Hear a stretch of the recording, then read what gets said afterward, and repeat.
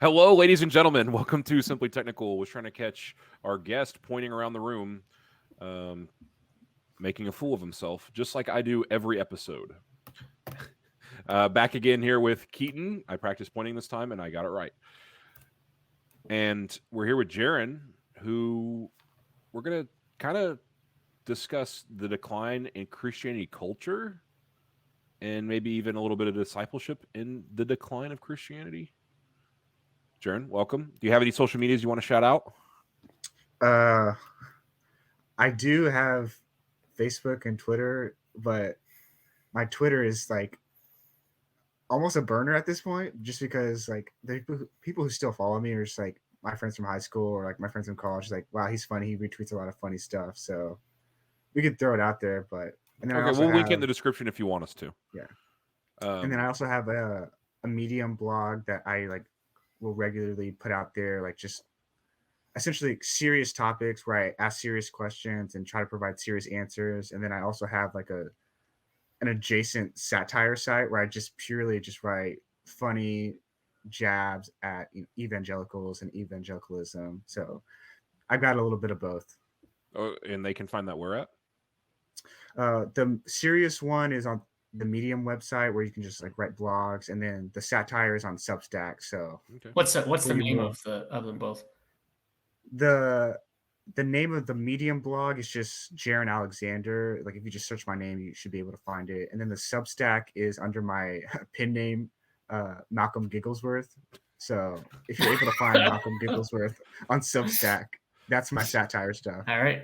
Okay, and he's Cool. practicing to write for the Babylonian Bee, so watch Yeah, out. essentially it's a tryout. So if you ever read the satire stuff and you take it seriously, you've done something wrong. Well, I read The Onion every day, and I get sad. So, well, Satire is welcome reality at this to point. episode 18.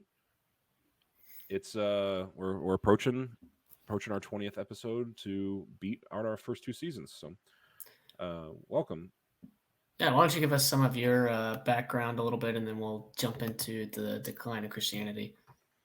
So I work in the corporate world, and I'm just a layperson. I sit in the pew every Sunday, so I'm not coming at topics from a pastor preacher point of view. I'm more so like in the trenches, on the ground, like trying to figure out what the whole Christian faith is all about. And so I, Keaton, we grew up in the same youth group.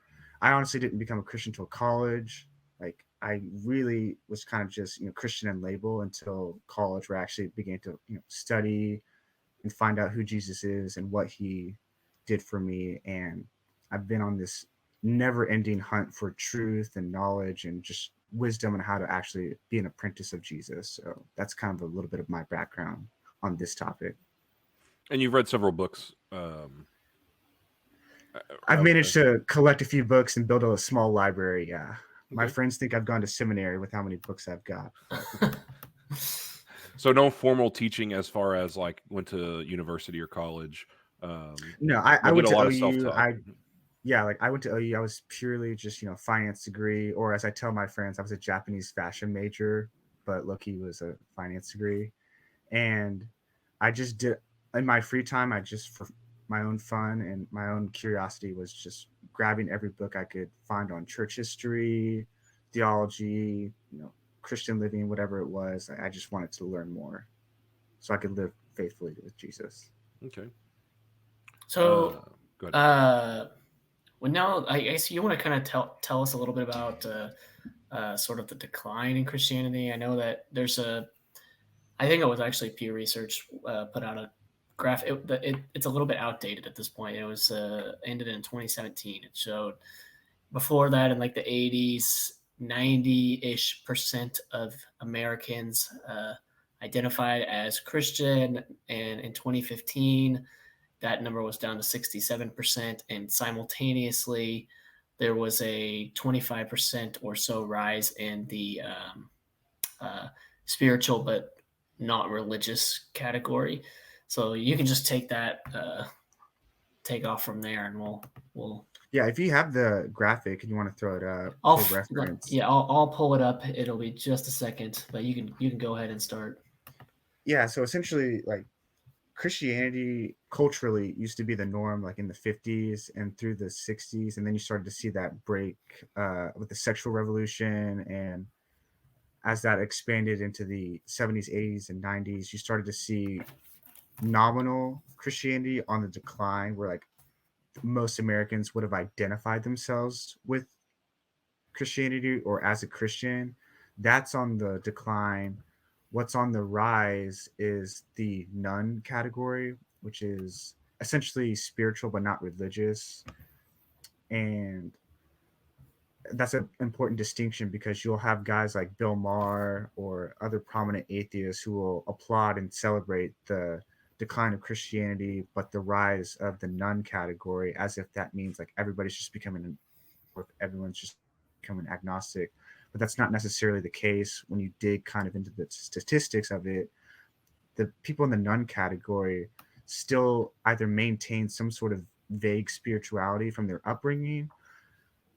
They're just not associated with a formal religion. Like they have an adverse view towards institutional religion or organizations. So they're more kind of like, I guess you could call them nomads.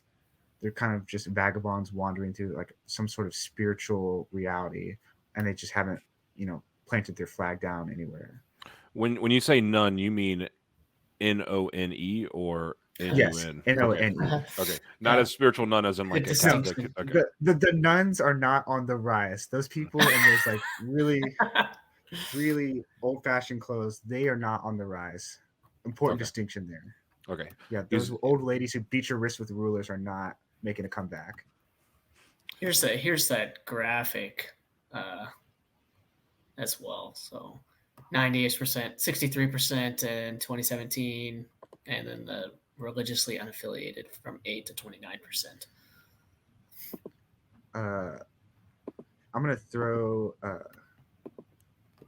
picture in the chat if I can. I have an updated version because you said yours was from 2017. Yeah, so it's a little bit outdated, and I think it's actually accelerated quite a bit in the last 2 years. I saw Yes. recently it was like a Wall Street Journal article, I think, and it was basically just showing all these things that Americans valued. It was like community, and one of them, or families, money. One of them was religion, so it wasn't Christianity specifically; it was religion. And basically, between 2021 and 2023, these things had all declined rapidly. Like the religion was like 61%, said it was important in 2021, and then in 2023 it was like 45%. It was like in 2 years a massive drop. And things like community, it's like 61% of people said that community was very important. Or I'm also just kind of making these numbers up, they're directionally correct. It's about 61% said that community was very important 2 years ago, and then it was like 18% said community was very important to them now. It's just in a couple of years, this massive change. So yeah, what do you think kind of like undergirds this whole societal shift that we're seeing? Well, from the vantage point of people leaving the church into that nun category, that would probably be, yeah, I believe this one is from 2021. So this is probably okay, like similarly accurate if we were to take it for 2023. The numbers might be slightly off by like a 3% margin, but for the most part, like, it's still in that directional trend where you have Christianity on the decline, the rise of the nuns coming up, and those like other things is just kind of like mellowed out towards the bottom. But essentially, Barna Research is kind of the Christian version of the Pew Research Center, and the Barna Group has done several studies and reports and written books on like why are Christians leaving that Christianity into the nun category. And one of the guys, he wrote a book, You Lost Me, which talks about how these people are leaving. And what he talks about, there's some primary causes for that. Like each individual person has their own story and their own path and experience. we understand that, but they all kind of fall under the same categories of there's a lack of discipleship within their church to help them form and deal with life's biggest questions and problems. Some of them have this perspective of like they can't really reconcile their faith with science, and their church hasn't been a good space to like help them navigate that. You have people who struggle with doubts, like their church doesn't have a good open air system for them to like ask serious questions and present their doubts and their comments and concerns with what they're going through or what they find in the Bible. You have some people who they really view the church as repressive, kind of like here the culture is advancing this way, but we are maintaining beliefs on this. So they view the church as repressive. Mhm. And it's like I said, it's kind of a mixed bag. And Yeah. like just because you leave for one reason doesn't mean like there isn't like those other reasons kind of wrapped around it. But like those are kind of the main categories that, people struggle with doubt. They view the church as repressive, like authoritative, like kind of like a helicopter parent over them. Mhm. You have people who walk away because they just can't reconcile faith and science because there hasn't been a proper framework for them to actually delve into the history of that. And then ultimately just like a lack of discipleship in general. Like what does it Yeah. actually mean to be a Christian? Okay, so let's talk about that first, and then I think I want to touch on the faith and science part after that. So when you talk about discipleship, what do you mean by that? So essentially what I mean is to be a disciple, like you have to have a teacher, like, and Jesus is our teacher. Like we haven't as a church done a good job of like modeling like who is Jesus and like what he's about, and then how do we walk in that. So just the lack of resources in general, the lack of like clear, taking the complex and making it simple and concise.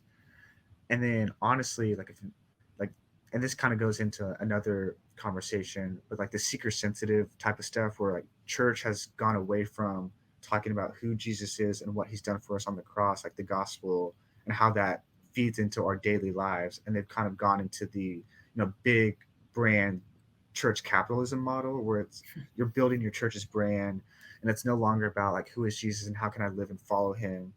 It's more just like who can I be in this, vague spirituality, and how can I get stuff out of God?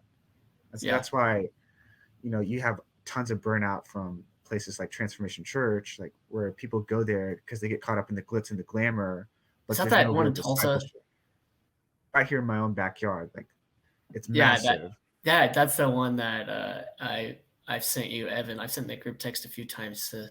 Has just like the most ridiculous Yeah, service, like the this Easter past Easter they service. put on, yeah, this past Easter, typically you would see a some sort of a sermon or a prepared talk on who is Jesus, why does he matter, like why does the resurrection matter, but instead they did this whole presentation of kind of a Broadway musical about you know stuff in the Bible. Like if you're an actual Christian who wants to learn like who Jesus is, what did he do, why was it important, how does he affect my daily life, you walk away from something like that and you're like, I didn't get anything out of that.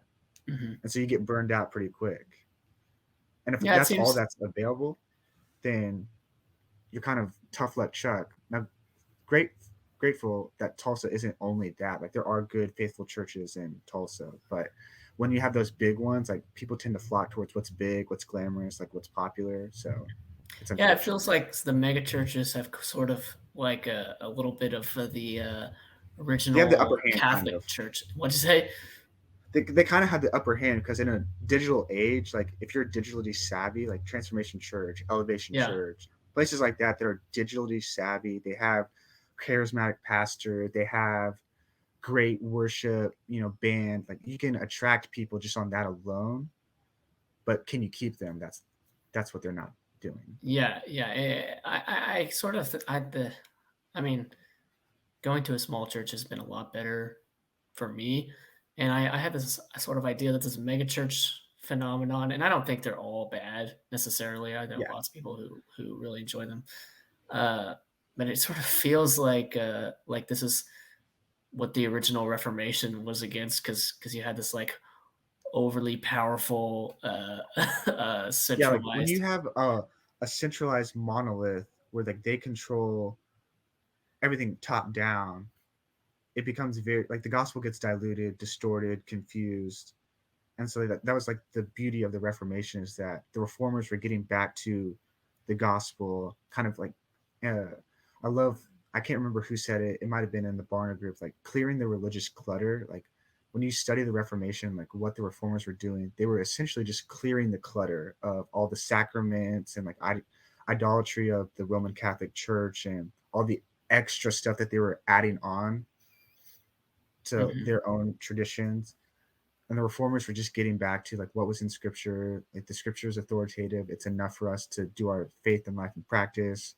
And what is the gospel with justification? So they were just getting back to what early church Christians were actively living out.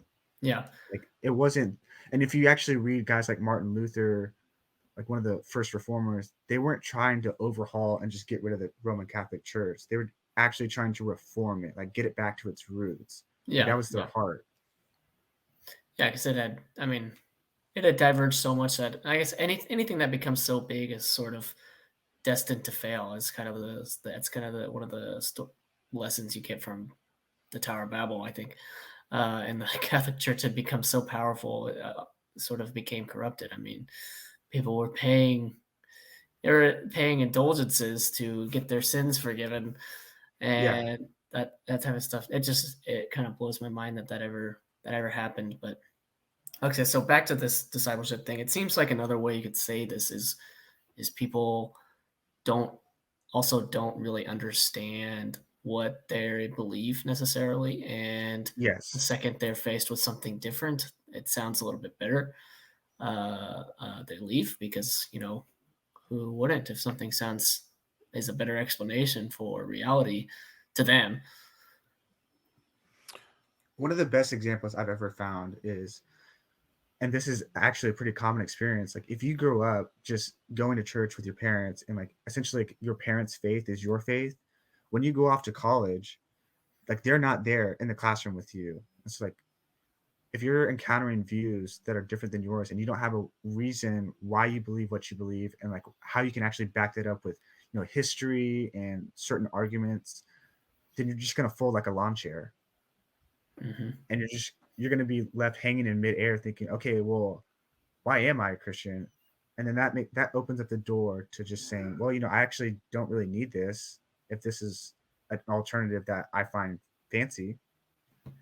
I know people who they grew up, they didn't really have a solid grounding in their faith, and then they're presented with this idea of like, oh, I can just have sex with whoever I want, and then they go for it, and they don't have to deal with like the whole God wants you to enjoy sex as He designed it in a covenant marriage.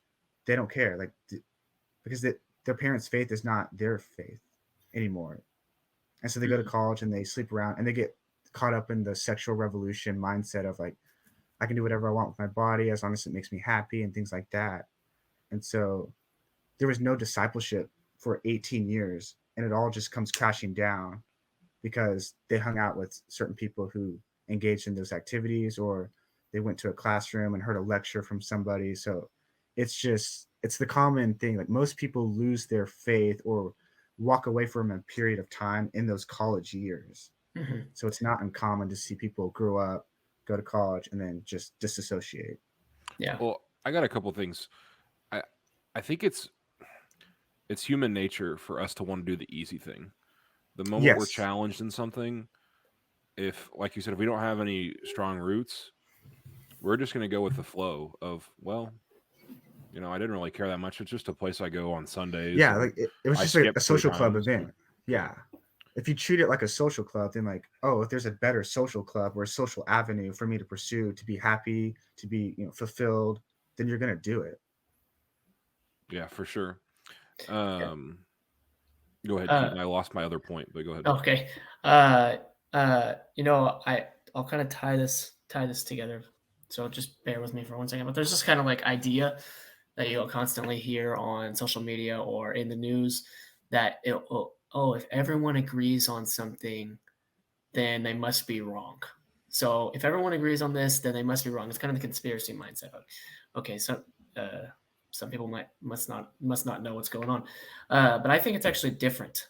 I think if everyone agrees on something, that probably means they're right, but it also means that most people haven't ever had to think about why it's right.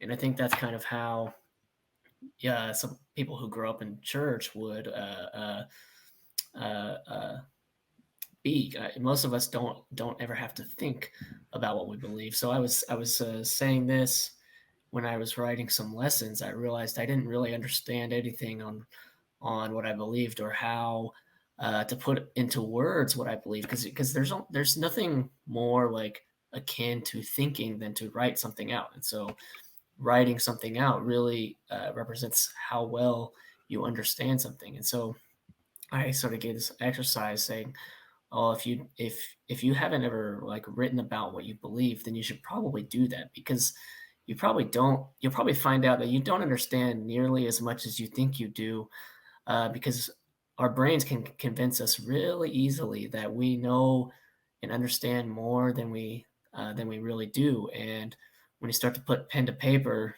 that's when you realize, wow, I'm actually like standing on thin ice right here.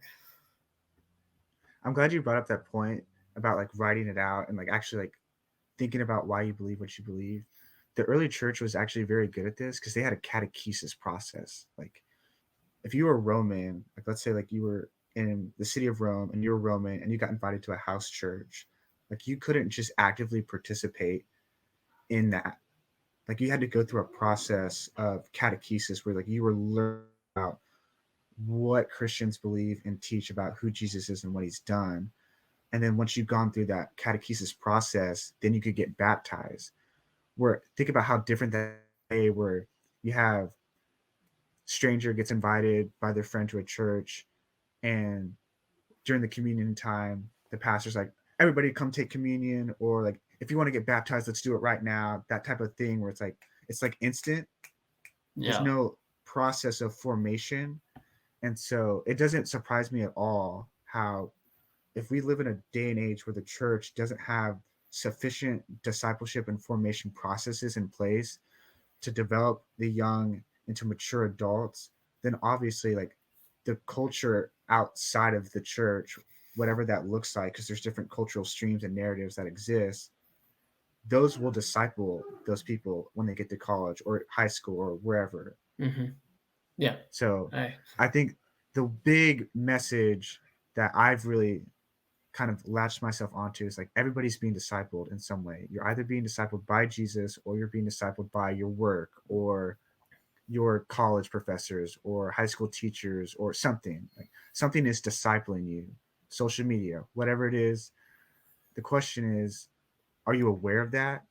And I think most people aren't aware that they're being discipled by something. Yeah. So, Yeah. as Christians, we should want to be discipled by Jesus first and foremost. I remember what I was going to say.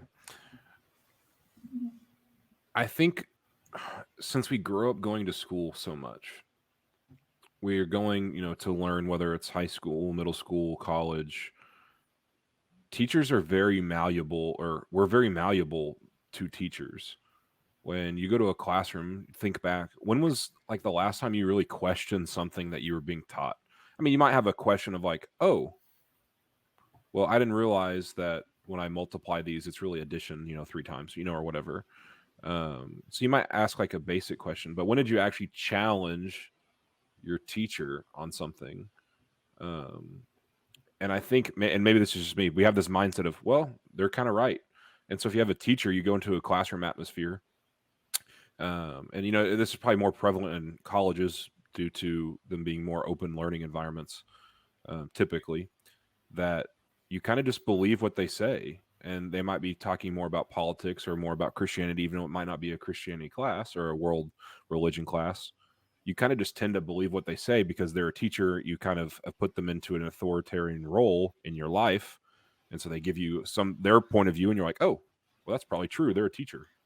I'm really glad you brought that up because a specific example came into my mind. I, as an elective, just took a basic intro to world religions class, and the guy who was teaching the class is a PhD in religious studies. And I think people just naturally assume that if you have a PhD, that you're just Mr. Smarty Pants and you know everything, and that could not be further from the truth. Because this guy was an idiot. Like what he was saying, like his big crescendo in the class, all religions are true in and of themselves, but none of them are objectively true. Which is like that's a whole gobbledygook of like nothing. Like you Yeah, wasted 10 years of your life to come to that conclusion to get a PhD. And so his whole thing was about, he used the elephant metaphor where, each religion is kind of touching a piece of the elephant. And so they're true in that they're describing the part of the elephant, but they don't have the whole truth, which is a dumb metaphor because if you think about it, in order to know that they're all touching an elephant, you as the observer have to see the elephant and see everyone touching the elephant. So you're assuming a level of knowledge that you actually don't have. So it was a bunch of nonsense. And it was so easy to challenge this because one time when we were studying like Hinduism, he was talking about how Hindus believe that every birth is a rebirth and kind of going on about that. And I asked a simple question. If every birth is a rebirth, when was the first birth? And he had no answer for that.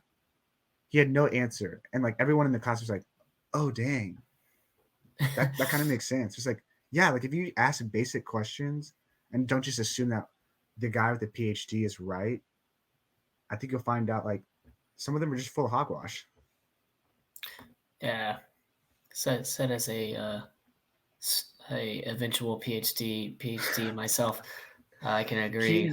Keaton, you're full of it, and I don't trust anything you say. But, there's something interesting about, it's particularly interesting about PhDs is I completely reject the idea that you can only talk about what you're an expert in. But I understand it. I understand when people say, "Oh, you just only listen to experts." But one of the weirdest things I found is that a lot of PhDs just, especially working in science, a lot of scientists just throw all science to the wayside for anything other than their own science work. So you'll see like ridiculous political statistical arguments used by scientists on Twitter, and I'm like, wow, this person's actually like really statistically rigorous in their lab. But once they get out of the environment, I guess a lot of times we don't tend to apply super rigorous thinking outside of our really narrow, because most PhDs are super narrow. Like that's something they don't really tell you outside of like, someone is the expert in, oh gosh, I don't know for world religions. It's not like they're a world religions expert. They're probably an expert on one tiny story from one sect of a strange religion in Egypt or early Mesopotamia or something. It's like I got my PhD in world religions, but specifically in like Babylonian sex cults. Like it's usually that narrow. Yes. It's PhDs are super narrow. So depending on the person, depending on how intellectually curious they are, they can either venture out into more, which is what I like to do, or they'll just stick to their own little narrow world and try to apply and just try to barely piece everything together for a lecture, which frustrates me a lot. But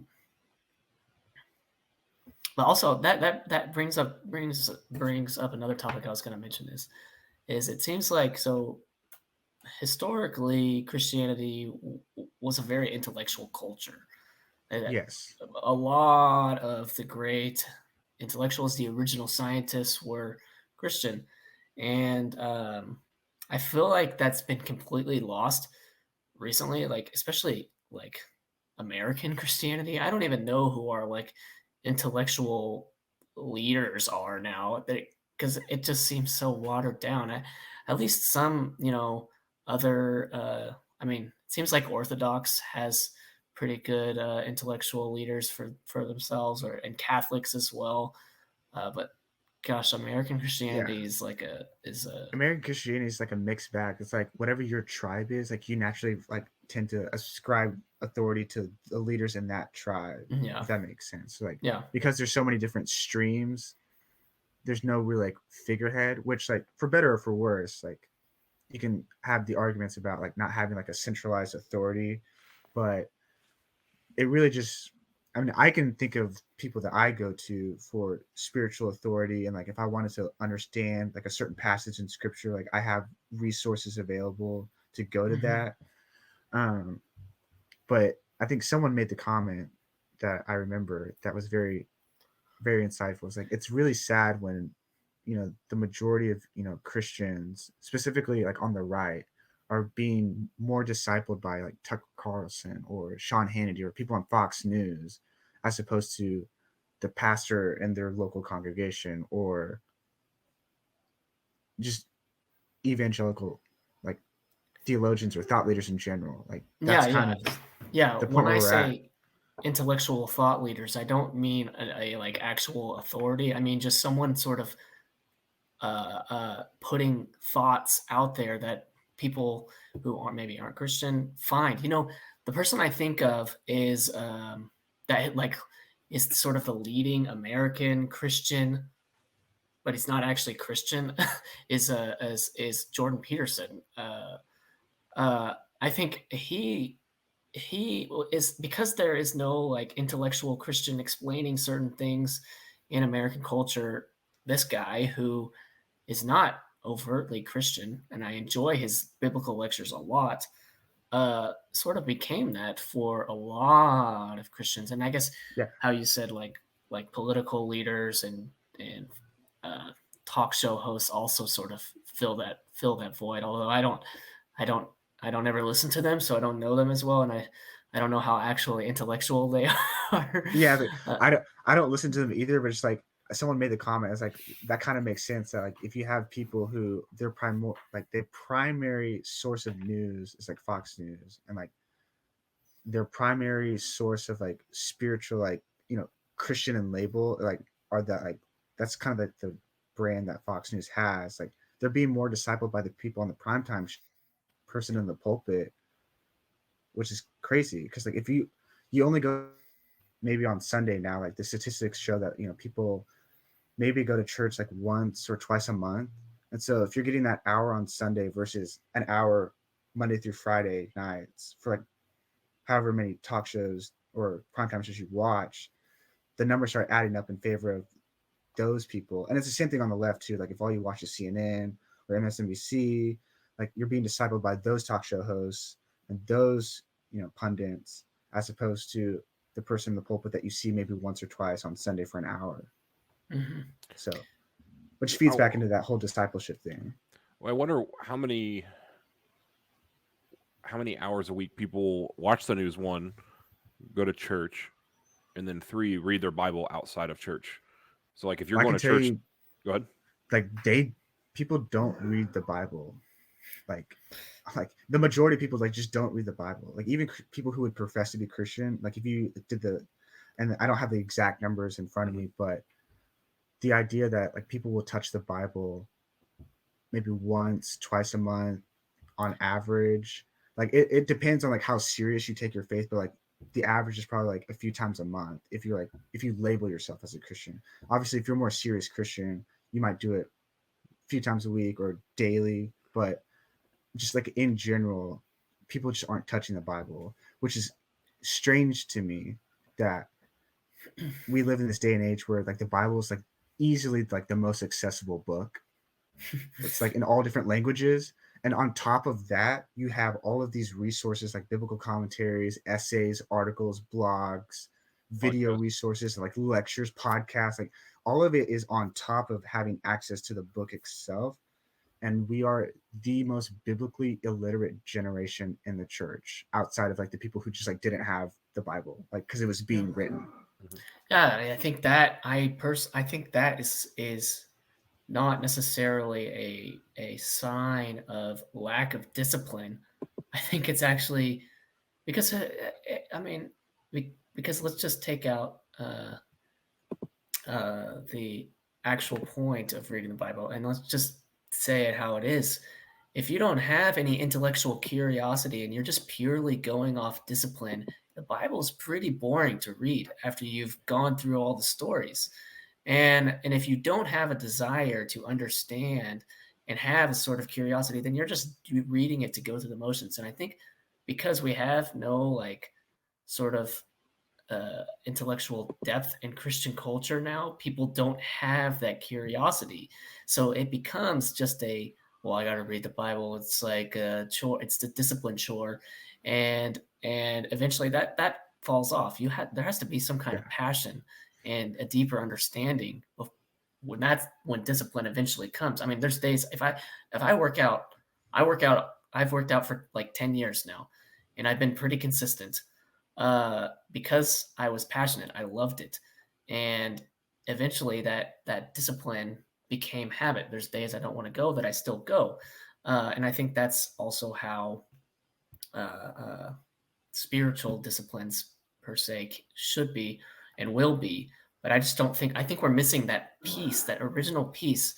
And I don't know exactly what it is, but my opinion is it's this lack of wanting to understand and question and intellectual curiosity, because we don't have sort of thought leaders that are intellectual. I think a lot of our thought leaders are pretty shallow and kind of dumb. Well, I'm going to go back to Evan's point, because Evan brought up the point, like, we just naturally default to what is easy. And that's true. And like what you said, like reading the Bible can be hard sometimes. Like there are pieces of the Bible that I find boring. And that's usually because like I just don't understand like how it all connects. And so that's why I have like that little curiosity cat. Like I want to figure out how this connects into the broader story of redemption. It's like when I'm reading through Leviticus, like my brain starts to get numb, because all it is like God giving the holy laws of like how to conduct yourselves for Israel at that point in time. It is boring to me to read that, but I do it because I want to figure out how is God using this to shape redemptive history through the people of Israel. It's like kind of like you said, like there has to be a discipline to, like, you have to hurdle that boredom jump. Like you have to get over that. Like it might be boring to me now, but like if I can piece it together, how it fits into the grander narrative of the Bible, of God's story of redemption, then it will start to create desire to learn and grow more. It's like if the reading the Bible is just a checklist thing, then yeah, it's just gonna fall to the wayside. And I found the statistics, like 34% of Americans read the Bible once a week, 50% read it twice a year. Like I'm not talking about read through it, I'm talking about just like read it in general, like just open it up. Yeah, just open it up. I'm not talking about like from Genesis to Revelation. So that's a mind-boggling statistic for Christians to have to deal with. They're like, how are you a Christian and you touch the Bible twice a year? Yeah. Because that's the main way that God like grows. That's one of the main ways God grows and develops his people is through his word. That's how it's been, like even back through the Israelites, was the word that he gave them. Yeah. Well, I'll also point out that like there's audio, like you can read like the Bible app or whatever. You can do audio. But personally, I don't get much out of that. I mean, even listening to a podcast, if I'm not like, usually when you're listening to an audiobook or you're listening to a podcast, you're usually doing something else. I learn so much better when I'm actually reading or writing, as Keaton said. Like, I remember things so much better. I can put them into practice so much better if I'm reading and writing them. Yeah, I mean, I'm the same way. That's I mean, I'm pretty sure it's been scientifically proven that recall, at least recall and understanding, is much higher when you're reading the words and rather than listening to the words. But I will say, I will caveat that by saying blind people can hear or can comprehend as well as we can through their audio, so listening, as well as we can reading.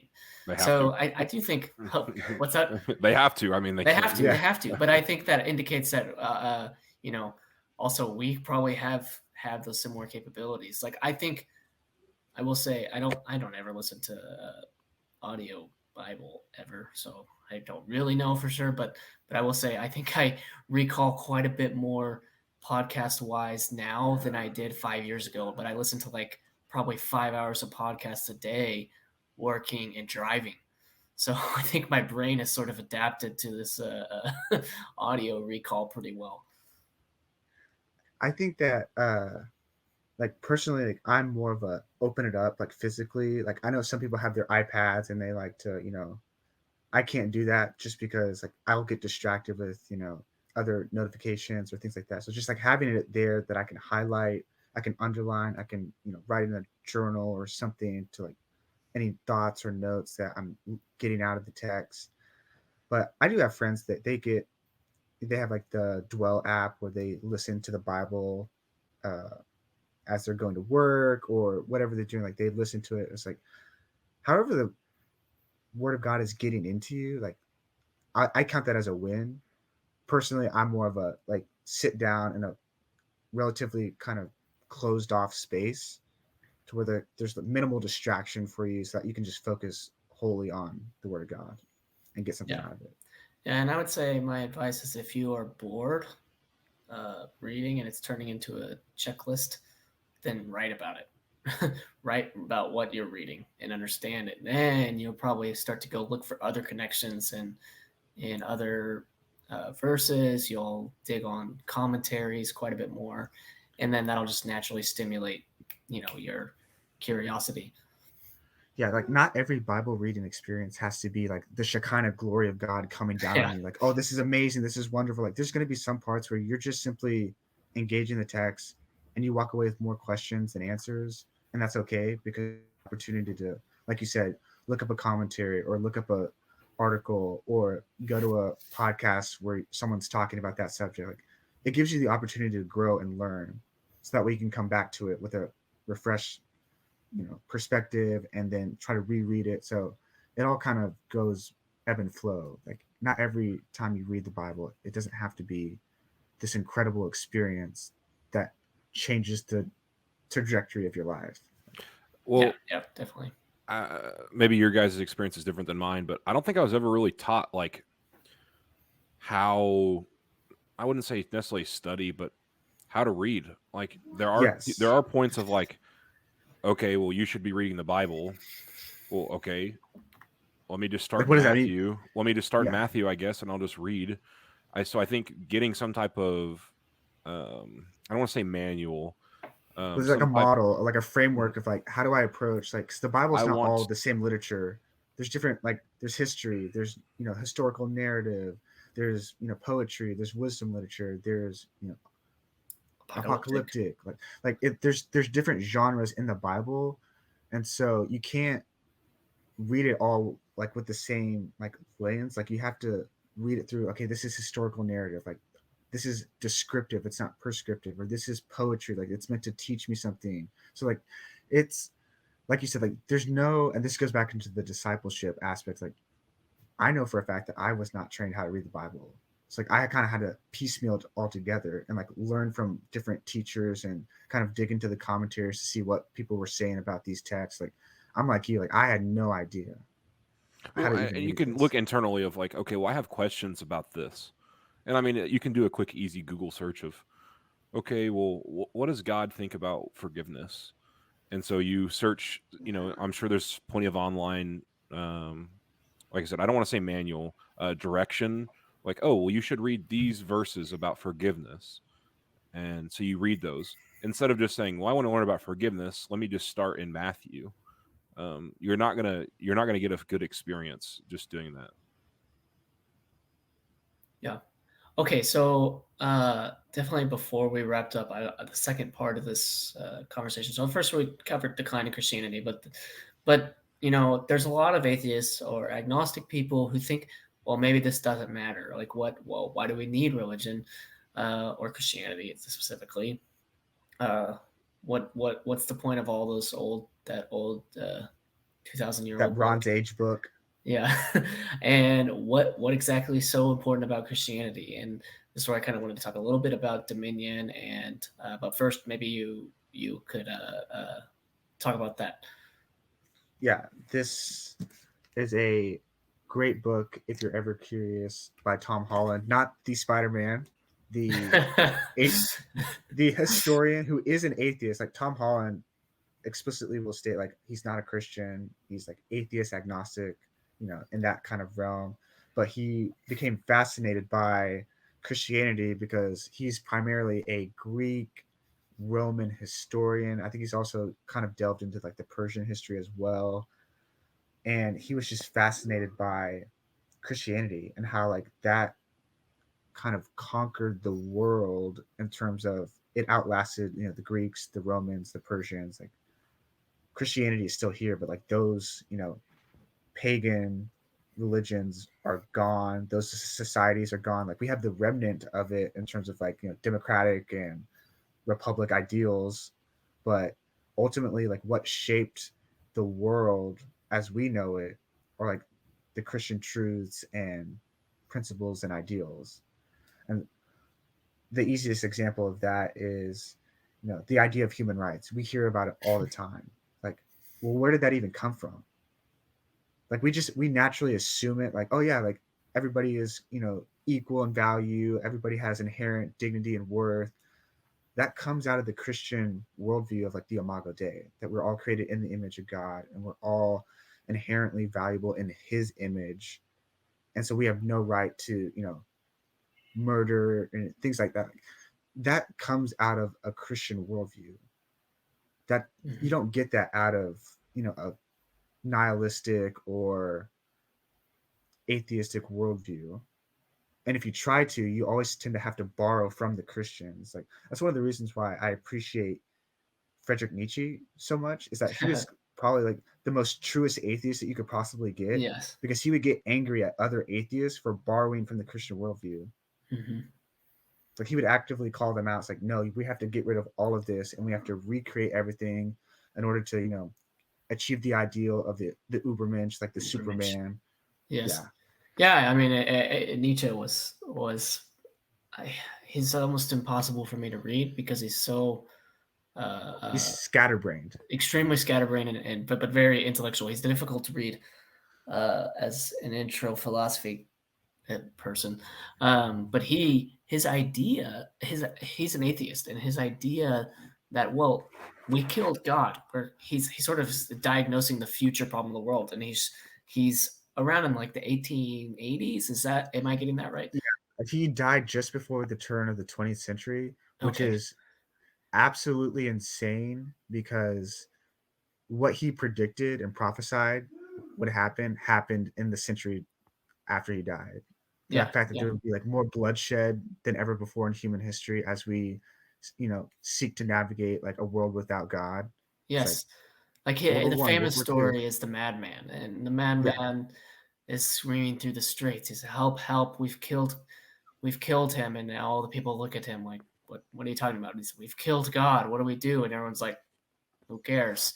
And but Nietzsche saw what was coming. If there was no religion and there was no purpose, and we weren't able to create our own, his diagnosis was that if there was no religion and no purpose, no Christian God, then the chaos that would follow would be insurmountable. And his prescription for the diagnosis was, well, we must make our own values. We need to make our own morality. He has a genealogy of morality, I think, which I haven't read yet. But so far, it doesn't seem like we've been able to do that.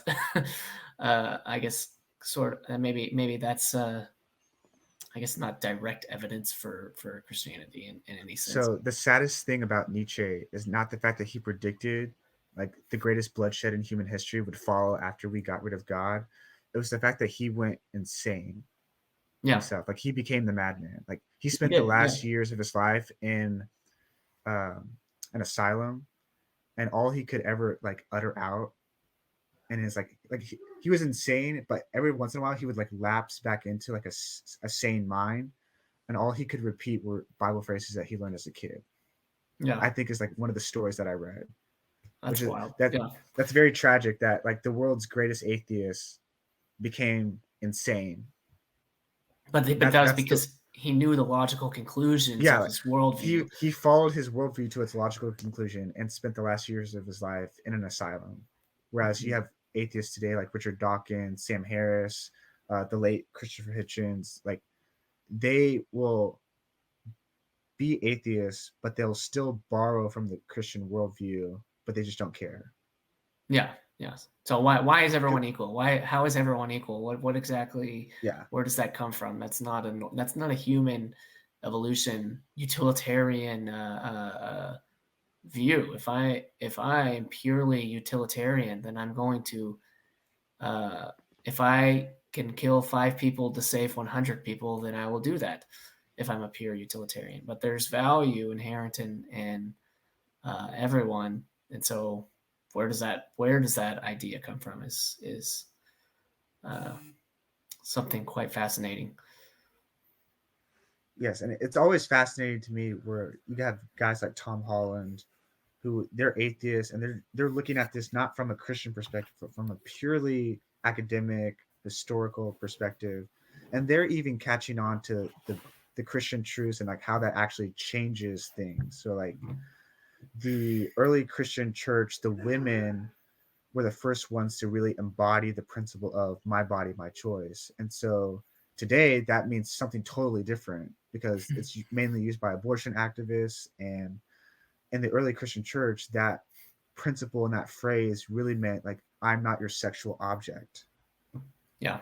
Like I will not be used by you because like my body it belongs to God. Like it was bought at a price by Sacred. Jesus. Like Yeah. it was sacred. Whereas today it's sort of the inverse, where it's like my body is like I can use it for whatever I want. Like it's I'm a sexual object if I want to be. Like it's very like inversed. Mm-hmm. And another thing that Tom Holland brings up is the idea of like one of the early church fathers presents one of the very first, if not the first, kind of philosophical argument for the abolition of slavery, or like why slavery is wrong. And so sometimes you'll often see people like, oh, the Bible condones slavery, or like the Bible, gives grounds for slavery. It's like you never see in the Bible a command to kidnap people and enslave them. You actually see the opposite. Like it's in Deuteronomy, it's in Leviticus, like you're not to steal your neighbor, like you're not to steal and kidnap. So like when the Bible is talking about slavery, people automatically assume chattel slavery from the 1800s in America. Slavery in the ancient world was very different in that like people were actively going into slavery to pay off their debts. Like it was not the same. And so when the Bible's talking about slavery, it's talking about it from a lens of like it's happening in the culture. Here's how you deal with it from a kind of God-centered biblical perspective. Like God is like giving grounds for why you need to deal with it differently from the culture. Yeah. So there's But that aspect. But even so, like you had early like Christians writing about, wait a minute, if we believe that everyone is created equal in the image of God, there shouldn't even be the need for slaves. And so Gregory of Nicaea, it's either Nicaea, he's one of the one of the early church fathers, pins some sort of theological treatise, which is, I think Holland describes it as like the first, like, this is the first groundwork for the abolition of slavery, that people are created equal in the image of God, and therefore we should not enslave one another because that devalues and demeans the image that we are made in. Yeah. Well, to your slavery point, it's all about origin, right? The slaves in America were, like you said, kidnapped and brought here forcibly. And what's the other term? Is it indentured? Back then you had indentured servitude. If I owe this person a bunch of money, I'm going to work for them to pay it off. Yeah. And you eventually became free, right? Once you paid off. Yeah, you're free. So you're free when you pay off your debt. And then also, and I love this, these atheists, I love them so much. Just like, please, just if we go to the text and we actually read the Bible, like they always talk about, oh, the Bible condones slavery, the Bible encourages it. It's like in the Old Testament law, on the 7th year, you were to release your slaves, make them free. Like that is a radical shift from the norm within the cultures that they lived in, the Assyrian, the Babylonian, or like the Canaanite, whatever you want to call it, like whatever time period they're in. That was the standard. 7th year, they go free. So even there, like in the Old Testament, you have grounds for like a shift away from what is the norm within the overall ancient culture. Well, So we're always called to be different. I mean, yeah, there's a as call to be different, to be even with forgiving. something. Yeah, Go ahead. Where you it's like there's always the calling on the Christian life is to be different from what exists around and outside of you, because our ultimate citizenship is in heaven. So it makes sense that we're supposed to think, want, and act differently from what exists around us. Mm-hmm. Yeah. So now, if we circled back to my original question, so what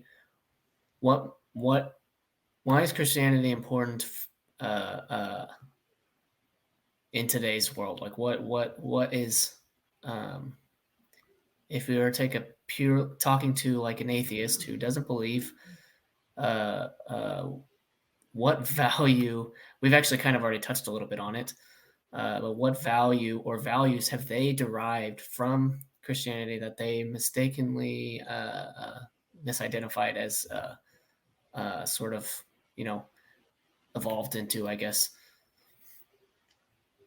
So I would say like why does Christianity matter?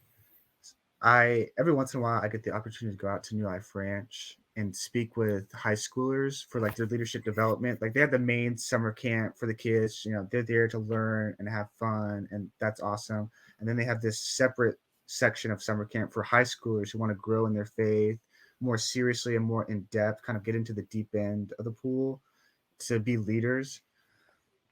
And one of the things we always end up talking about is the fact that Christianity is intellectually credible and existentially satisfying.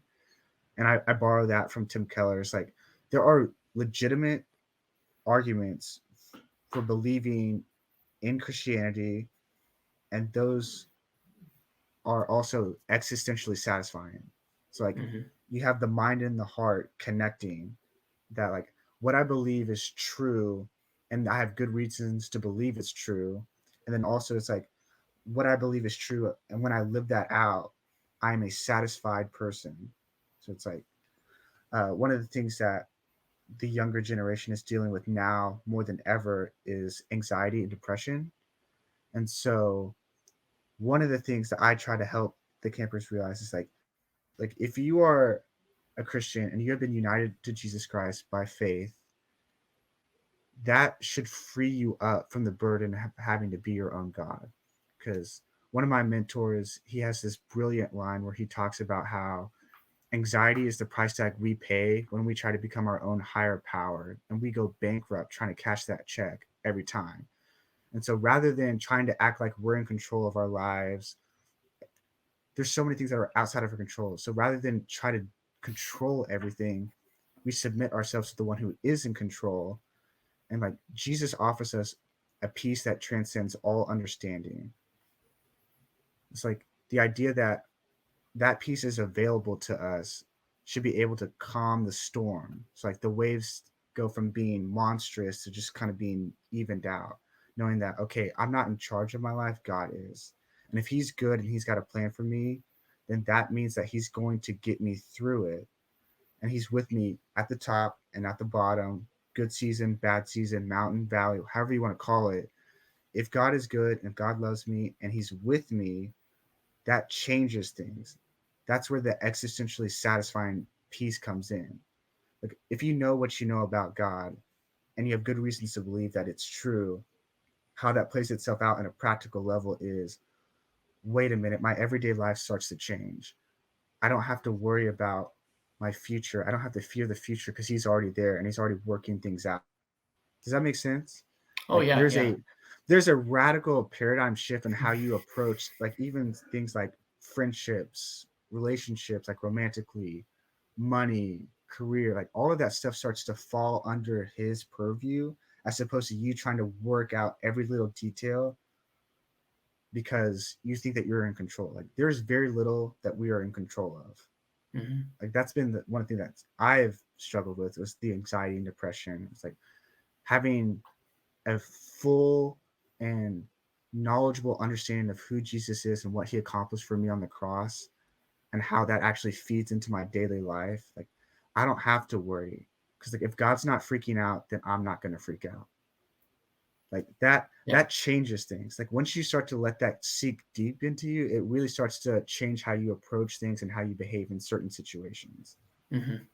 I always think stories or like movies, things that we always come back to repeatedly, usually means that it like speaks to us at a deeper level, and that I think the same thing can be said about songs and music that crosses generations. So songs that have been sang for generations tend to have a little bit of a deeper meaning, and most of the songs that are sang, especially for in church, are that have been cross generations are children's songs. So like the foolish man built his house upon the sand, the wise man built his house upon the rock. So having who survived? Well, the wise man did, because he had his foundations rooted on uh, uh, Solid ground. on solid ground. And that's essentially what you're saying, is when you're as Christians, when you're rooted, what your identity is sort of rooted uh, in Christ versus your own happiness. That's when you sort of survive the storms and you don't come tumbling down. Yeah, like I am at my least happiest when I've shifted my focus away from Jesus and like onto like my circumstances or me trying to do A, B, and C and X, Y, and Z. Like it really is like going back to your original question, like why does Christianity matter? It's like, well, one, because it's true, like it's intellectually credible. Like I haven't heard a single argument against the resurrection that I find worth looking into. Like I've heard the arguments like, oh, the resurrection's not true because they were all just hallucinating, or they stole the body, or he They didn't lied and really made it die. open. Yeah, Yeah. they lied and made it. Like all of those, it takes more faith to believe those arguments than it does to believe that Jesus actually rose from the dead. It's like, if Jesus is who he says he is, like if he lived the life that I should have lived and died the death that I should have died for my sins, and then he would rose again from the grave as like evidence of this is true, like I am the Christ. If that's all true, then that changes everything. And you better believe me, like there's been times where I've thought about leaving the Christian faith because like you go through that, deconstruction, the doubt, the worries, like, okay, well, am I just believing this because my parents did? Like you go through all of that, those phases. But if you're actually intent and serious about studying who Jesus is and what he accomplished, you see that it's credible, you see that it's worth believing because it's true. And then as the truth in your mind starts to connect with the truth of the heart, and you start to actually live out what he teaches and what he preaches, yeah, like it does change things. Like I go from being a less anxious and less depressed person. Now there's obviously like you can take medication for that, you can exercise, or there's other little tidbits that you can do to resolve anxiety, resolve depression. But I cannot find more satisfaction in those than I do in Jesus. Like he actually is the greatest peace that I know for those difficult moments. Because it's not like I stop being anxious or I stop being depressed, but rather is I have a faith that actually gets me through those with joy. And so that's probably like another thing. Like, why does Christianity matter? Is that there's a joy component that just doesn't exist in the other worldviews. Because like people talk about happiness, but the Christian religion is more focused on joy. Like regardless of your circumstance, regardless of your season, there is an eternal joy within you that you're good, that everything is going to work out, regardless of how you might be able to see it coming. That Jesus is the greatest pleasure, he is the greatest treasure.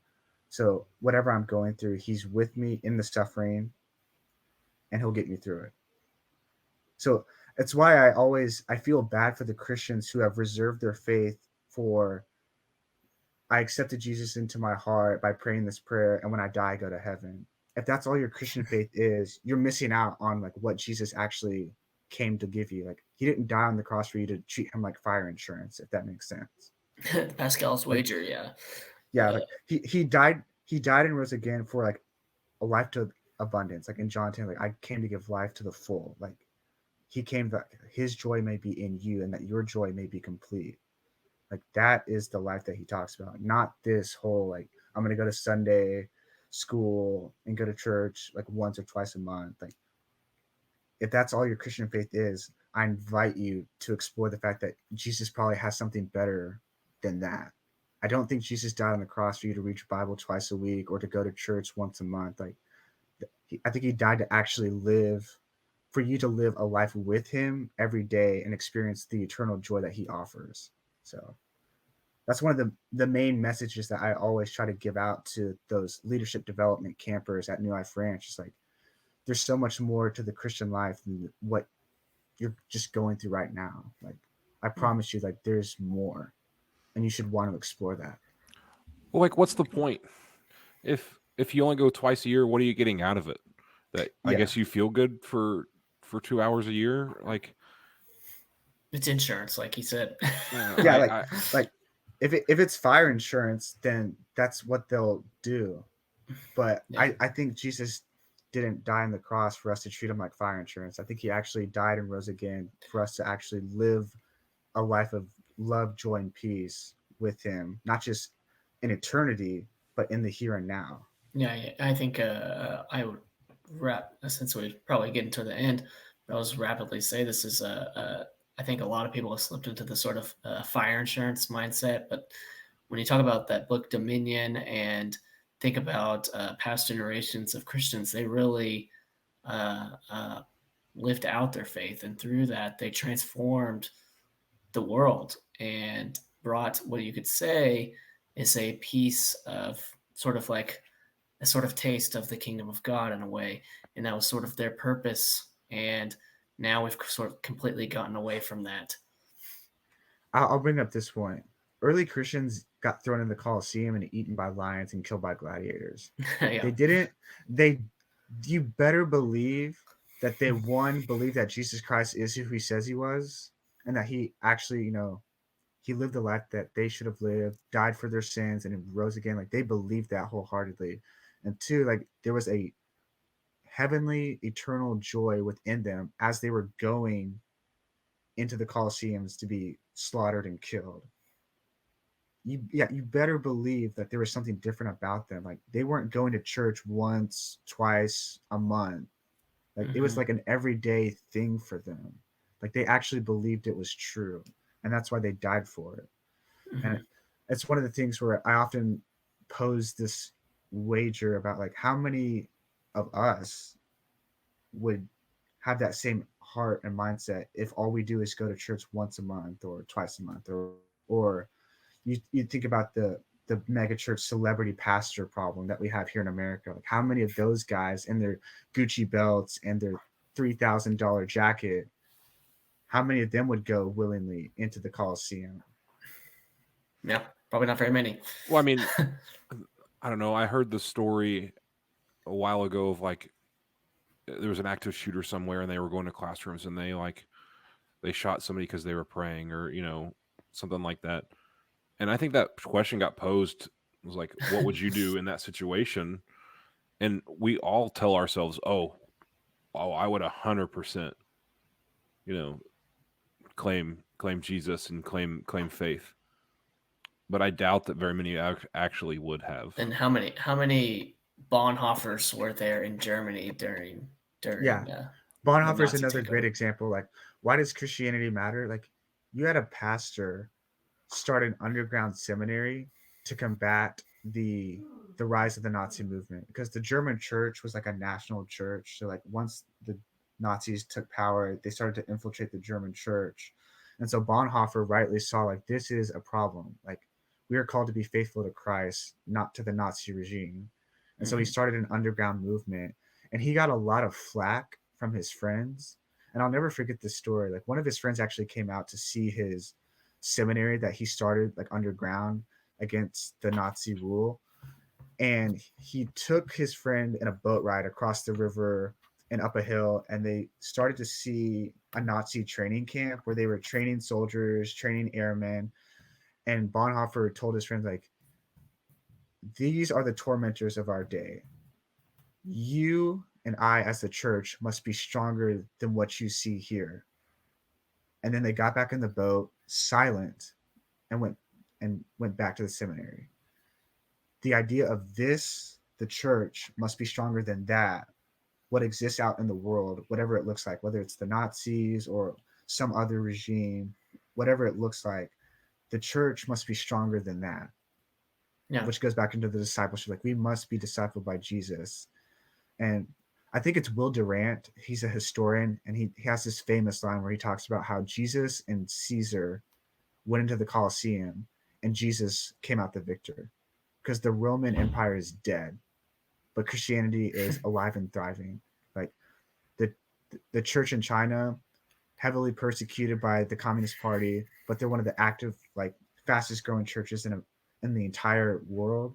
Same thing in Iran, heavy Muslim dominated country, and yet the Iranian church is one of the fastest growing churches in the world. It's like you put Jesus up against any other figure, religion, authority, regime, whatever, he usually comes out on top 100% of the time. It just takes time. Like, the Roman Empire didn't fall instantly when Christians started getting thrown in the Colosseum, but we still have Christianity today because And of people Christianity like that eventually basically took over the Roman Empire. yeah, Christianity became legal in the Roman Empire, and then it officially, like, I think it was under Tertullian, it became the Constantinople. official state. Yeah. So yeah, I think Constantine officially, like, made it legal, and I think it was like a later Caesar who actually said, like, we will be officially a Christian empire. So, and it all starts and traces its root back to those early Christians who were willing to die for their faith because they believed it to be true, and they believed it changed everything. Well, Keaton, Jaron, any final thoughts or hot takes? I'll let you go first, Jaron. Hot takes. Or final thoughts. Maybe or I final gotta. thoughts. Well, my final thoughts is, like, if you hear this and you're like, well, this is very interesting. It's like, one, like, I truly believe this. Like, Jesus changes everything. Like, if Jesus rose from the dead and he came out of that grave, that changes everything. So, like, the very least you can do is explore who Jesus is and what he was about and what he accomplished. Like, so if you have questions about that, you can always start in the Gospels and just read through Matthew, Mark, Luke, and John and figure out who he is and what his mission was and what he accomplished. And then in terms of dealing with, like, the church, Barna Group has something where they say this, they kind of phrase it along the lines of the American church is kind of past the point of no return outside of the miraculous, like, great awakening. And so the call for us today is just to be faithful. Like, if there's going to be revival, if there's going to be a great, turnaround from the secularism that exists, it's just going to start with faithful people doing the work of God, like following Jesus, being active in his word. Like, we want to read the word of God so that we know the God of the word. We want to be in prayer so we can be actively communing with him. So it's like, if you are a Christian and you're, listening and you're figuring out, like, what the next steps are, like, it's just to go back to the basics of being saturated in scripture, persistent in prayer, and then concentrated in Christian community with like-minded believers who are, actively pursuing what you're pursuing as well, which is life and apprenticeship to Jesus. Yeah, I Well said. echo all that. I'd say I'd say everyone would benefit from writing about what they believe a little bit more, understanding what they believe a little bit more. Just because, like I said earlier, you think you understand what you believe, but you don't really until you put it on paper, and seeing the connections and see where the gaps in your knowledge are. And then everything else will start to flow from that because you'll gain this curiosity that will lead you down rabbit holes that will be incredibly useful in scripture specifically. Yeah, I think next time maybe we should talk a little bit about the faith and science thing a little bit because I mean that's become a big issue, and I not only on the science rejecting Christianity side, but also the Christians tend to reject science. It goes both ways. Like, you have scientists who will reject Christianity, but you also have Christians for whatever reason rejecting science, which just makes no sense because, like, God has called us to love him with all our hearts, and minds, like our minds. Yeah. Like we're called to actively like believe what is true and pursue truth. So it numbs my brain that you have Christians rejecting Yeah. science. I would say this really quick, maybe as a sneak peek, or if we do this A again, teaser, a teaser. a strip tease. I don't think it's necessary to be Christian to be a scientist, but I think it's necessary. Christianity, and specifically religion, is necessary for science to arise, because you have to believe to be a scientist. You have to believe in an Organized universe. non-random, an organized universe, a non-random universe, and Intelligible. and that's where science begins. You want it to explore what exactly is making things work, and if you don't, the only people that used to believe in the past that the universe was worth exploring were the religious people, particularly Christians, and in the Middle East, Muslims as well. Yeah. My final take is not all challenges have to come from the pulpit. Not all challenges have to come from your preacher. You can listen to a podcast by Simply Technical and be challenged. You can read a book and be challenged in your everyday life as well as your faith. So look out for those challenges. Yes, that is a very good point. Like your faith should not be growing only on an hour on Sunday. Like it should be happening like outside, like Monday through Saturday, like not just Sunday. Yeah. I think that's one of the greatest tragedies, is that people have reserved their faith to just an hour on Sunday. It's like, like there's other days of the week that you can grow and learn and be challenged and explore those challenges and work those out with, either studying on your own or studying in a group of fellow believers. Like there's so much more to life than just Sunday morning. Well, if that's it, thank you so much, Jaron, for coming on. Make sure Thank you for having me. Of course, yeah, it's fun. Make sure you look at his socials in the description. Look at our social medias. We've posted a bunch of clips, YouTube shorts popping off. Make sure you watch Jaron's more than you watch Connor's. Yes. Jaron has hair, so we're super excited about that. Yes. This has been Simply Technical. Thank you guys so much for watching. Thanks for having me.